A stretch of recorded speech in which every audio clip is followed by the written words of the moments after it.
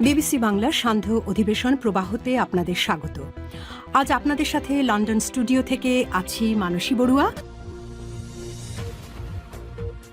বাংলাদেশের সর্বশেষ গুরুত্বপূর্ণ আপডেট সংবাদে আপনাকে স্বাগত। শুরুতেই সংবাদ শিরোনাম, পরে বিস্তারিত। প্রথমেই জানাবো আমাদের হাতে থাকা সর্বশেষ গুরুত্বপূর্ণ সবথেকে তাজা আপডেট সংবাদ। লাখ লাখ মানুষের ভালোবাসা সিক্ত তারেক রহমান ৩০০ ফিটের মঞ্চে উঠে তার বক্তব্য শুরু। সেই মাহেন্দ্রক্ষণ শেষ হয়েছে, যার অপেক্ষায় প্রায় দেড় যুগ ধরে প্রহর গুনছেন বিএনপির লাখ লাখ নেতাকর্মী। তাদের সঙ্গে কবে হবে প্রিয় নেতার সেই কাঙ্ক্ষিত মহামিলনের মোহনায় একত্রিত হওয়ার বাঁধভাঙ্গা উচ্ছ্বাস লক্ষ্য করা যাচ্ছে ৩০০ ফিটে। তারেক রহমান মঞ্চে উঠে তার বক্তব্য শুরু করেছেন। এ বিষয়ে খুবই গুরুত্বপূর্ণ সংবাদ জানাবো, সঙ্গেই থাকুন। এরপর জানাবো আন্তর্জাতিক গণমাধ্যমে তারেক রহমানের নিজ দেশে প্রত্যার্পণের খবর। প্রায় ১৭ বছর নির্বাসনে থাকার পর বাংলাদেশের মাটিতে পা রেখেছেন বিএনপির ভারপ্রাপ্ত চেয়ারম্যান তারেক রহমান। আজ তাকে বহনকারী বিমান বাংলাদেশ এয়ারলাইন্সের বোয়িং ৭৮৭৮ ড্রিমলাইনার ফ্লাইট নং BG-202 হজরত শাহজালাল আন্তর্জাতিক বিমানবন্দরে অবতরণ করে এবং এখন তিনি ৩০০ ফিটের মঞ্চে বক্তৃতা দিচ্ছেন। এদিকে বিমানবন্দরে মির্জা ফখরুল ইসলামকে জড়িয়ে ধরেন তারেক রহমান। দীর্ঘ ১৭ বছর পর নির্বাসিত জীবন শেষে দেশে ফিরে এসেছেন বিএনপির ভারপ্রাপ্ত চেয়ারম্যান তারেক রহমান। আজ তিনি একটি ফ্লাইটে করে দেশে ফেরত এসেছেন। তার ফেরত আসার সংবাদে নেতাকর্মীদের মধ্যে বাঁধভাঙা উল্লাস। তবে তারেক রহমানকে কাছে পেয়ে প্রিয় নেতাকে কাছে পেয়ে তাকে জড়িয়ে ধরেছেন বিএনপির মহাসচিব মির্জা ফখরুল ইসলাম আলমগীর। এবারে জানাবো রাজধানীর মগবাজারে বোমা হামলায় যুবক নিহত।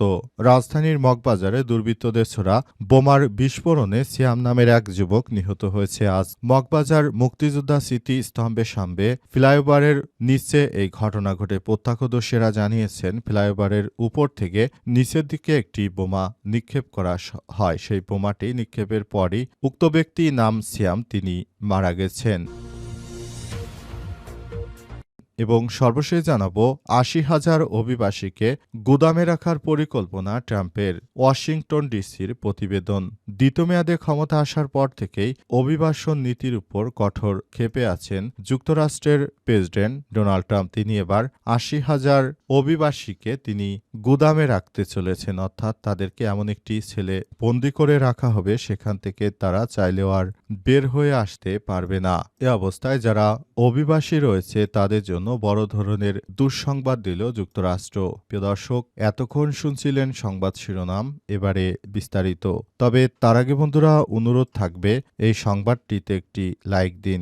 এই চ্যানেলে আপনি নতুন হয়ে থাকলে আমাদের সংবাদটি দেখতে দেখতে চ্যানেলটি সাবস্ক্রাইব করে রাখুন। কমেন্ট করে বন্ধুরা আপনার মূল্যবান মতামত জানিয়ে দিন আপনি বিশ্বের কোন দেশ থেকে বা বাংলাদেশের কোন স্থান থেকে আমাদের সংবাদটি দেখছেন এবং শুনছেন। আর বন্ধুরা, সংবাদটি আপনার সোশ্যাল মিডিয়া ফেসবুকে শেয়ার করে বন্ধুদেরও দেখার সুযোগ করে দিন।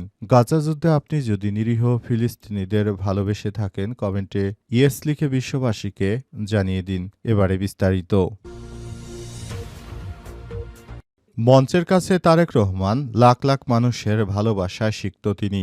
সেই মাহেন্দ্রক্ষণ শেষ হয়েছে, যার অপেক্ষায় দেড় যুগ ধরে প্রহর গুনছেন বিএনপির লাখ লাখ নেতাকর্মী। তাদের সঙ্গে প্রিয় নেতার সেই কাঙ্ক্ষিত মহামিলনের মোহনায় একত্রিত হয় বাঁধভাঙ্গা উচ্ছ্বাস লক্ষ্য করা যাচ্ছে ৩০০ ফিটে। ইতিমধ্যেই নেতাকর্মীদের ভালোবাসায় সিক্ত হয়েছেন বিএনপির ভারপ্রাপ্ত চেয়ারম্যান। তিনি বিমানবন্দর থেকে ৩০০ ফিটে যেতে দুই পাশে লাইন ধরে প্রিয় নেতাকে অভিবাদন জানান নেতাকর্মীরা। তিনি সহস্র হাত নেড়ে সবার প্রতি অভিনন্দন জানাচ্ছেন। তারেক রহমানকে বহনকারী লাল সবুজ বাসটি ইতিমধ্যে জুলাই ৩৬ এ এসে পৌঁছেছে এবং মঞ্চে তারেক রহমান।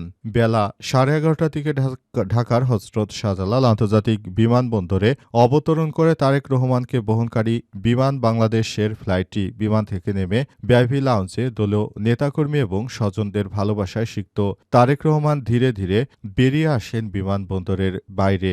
আগে থেকেই রাখা বিশেষ বাসে চড়েন তারেক রহমানের পর রওনা হন রাজধানীর পূর্বাঞ্চলে ৩৬ জুলাই এক্সপ্রেসওয়ে ৩০০ ফিট সংলগ্ন বিশাল গণসংবর্ধনা সমাবেশে। বিমানবন্দর থেকে বের হওয়ার পর রাস্তার দুই পাশে অপেক্ষমান লাখ লাখ জনতার ভালোবাসায় সিক্ত হয়ে সংবর্ধনা মঞ্চের উদ্দেশ্যে যান তারেক রহমান এবং তিনি সবাইকে নিয়ে সংবর্ধনা দিচ্ছেন।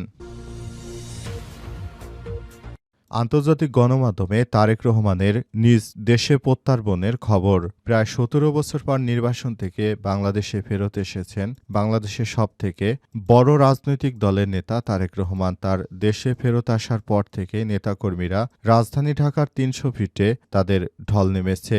নেতাকর্মীরা গতকাল থেকেই তারা ঢাকা আসতে শুরু করে এবং বিভিন্ন জায়গা থেকে তারা বাংলাদেশের এসে তারপর সবকিছু দেখভাল করছে। নতুন বাংলাদেশ গড়ে তোলার জন্য বিএনপির পক্ষ থেকে কাজ করা হচ্ছে। অন্তর্বর্তীকালীন সরকারের প্রধান উপদেষ্টা তিনি ক্ষমতা গ্রহণ করার পর তারেক রহমান দীর্ঘ এতদিন পর তিনি দেশে এসেছেন। তার জন্য নেতাকর্মীরা দীর্ঘক্ষণ ধরে অপেক্ষা করছিল। তারেক রহমানের দেশে ফেরা নিয়ে বিশ্বের বিভিন্ন গণমাধ্যম কথা বলেছে। তারা সংবাদপত্রে সব বিষয় নিয়ে নিশ্চিত করেছে।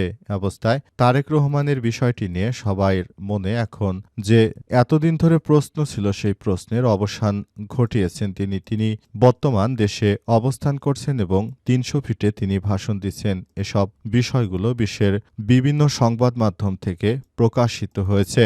কাতার ভিত্তিক সংবাদ মাধ্যম আল জাজিরার প্রতিবেদনে বলা হয়েছে ১৭ বছর পর দেশে ফিরেছেন বাংলাদেশের সবথেকে অন্যতম বড় দল বিএনপির চেয়ারপারসন বেগম খালেদা জিয়ার পুত্র বিএনপির ভারপ্রাপ্ত চেয়ারম্যান তারেক রহমান। বিএনপি তার নেতার প্রত্যার্পণকে ঘিরে রাজধানীতে ইতিহাসে সবথেকে বড় সমাবেশের আয়োজনের প্রস্তুতি নিয়েছে।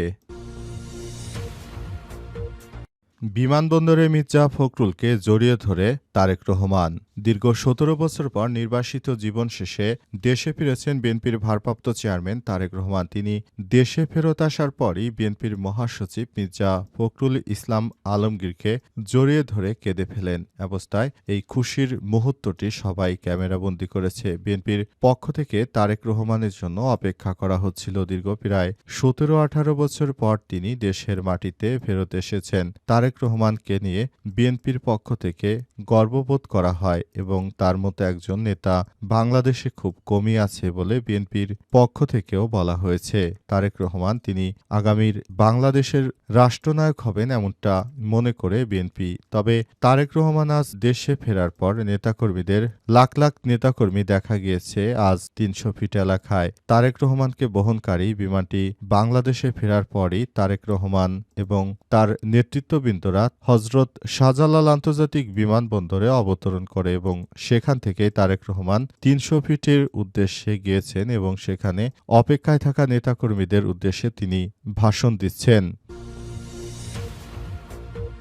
রাজধানীর মগবাজারে বোমা হামলায় যুবক নিহত। রাজধানীর মগবাজারে দুর্বৃত্তদের ছোড়া বোমার বিস্ফোরণে সিয়াম নামের এক যুবক নিহত হয়েছে। মগবাজার মুক্তিযোদ্ধা স্মৃতিস্তম্ভের সামনে ফ্লাইওভারের নিচে ঘটনা ঘটে। প্রত্যক্ষদর্শীরা জানিয়েছে সন্ধ্যা থেকে ফ্লাইওভারের উপর থেকে নিচের দিকে একটি বোমা নিক্ষেপ করা হয়। বোমাটি বিস্ফোরিত হলে ঘটনাস্থলে সিয়াম গুরুতর আহত হয়েছে এবং পরে তাকে রক্তাক্ত অবস্থায় পড়ে থাকতে দেখে এবং কিছুক্ষণ পর তার মৃত্যু হয়েছে। ঢাকা মহানগর পুলিশ ডিএমপি রমনা বিভাগের উপপুলিশ কমিশনার মাসুদ আলম বলেছেন, প্রাথমিকভাবে ধারণা করা হচ্ছে ফ্লাইওভারের উপর থেকে বোমাটি নিচে নিক্ষেপ করা হয়েছে। বোমা নিক্ষেপের কারণ এখনো নিশ্চিত করতে পারেনি পুলিশের সদস্যরা। জানা গেছে অবস্থায় বোমাটি নিক্ষেপের ফলে একজনের মৃত্যু হয়েছে। তিনি একটি বেসরকারি ফ্যাক্টরিতে তিনি চাকরি করতেন এবং এই মুহূর্তে তার অবস্থা খুবই খারাপ হয়ে যায়। দীর্ঘক্ষণ ধরে তিনি যখন পড়েছিলেন এবং পড়ে থাকার পর অবশেষে তাকে পথচারীরা ধরে হাসপাতালে নিয়ে যায়। হাসপাতালে নেওয়ার পর জানা গেছে তার মৃত্যু হয়েছে এবং এই মৃত্যু এমন একটি সময় হয়েছে যখন পুরো বাংলাদেশের মানুষ এখন অনেক বেশি আতঙ্কের মধ্যে রয়েছে।